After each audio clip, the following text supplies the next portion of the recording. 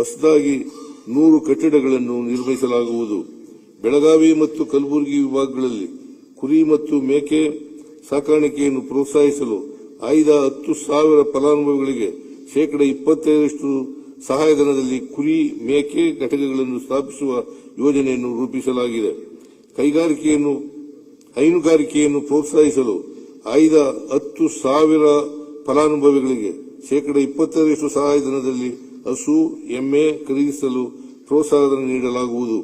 ಪ್ರಸಕ್ತ ಸಾಲಿನಲ್ಲಿ ಈ ಯೋಜನೆಗೆ ಒಟ್ಟು 40 ಕೋಟಿ ರೂಪಾಯಿ ಅನುದಾನವನ್ನು ಮೀಸಲಿರಿಸಲಾಗಿದೆ.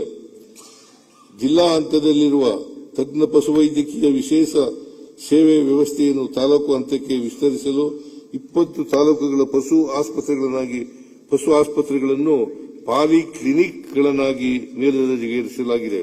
ಪ್ರಸಕ್ತ ಸಾಲಿನಲ್ಲಿ 15 ತಾಲೂಕು ಪಶು ಆಸ್ಪತ್ರೆಗಳನ್ನು 10 ಕೋಟಿ ರು ವೆಚ್ಚದಲ್ಲಿ ಪಾಲಿಕ್ಲಿನಿಕ್ಗಳನ್ನಾಗಿ ಮೇಲ್ದರ್ಜೆಗೇರಿಸಲಾಗುವುದು.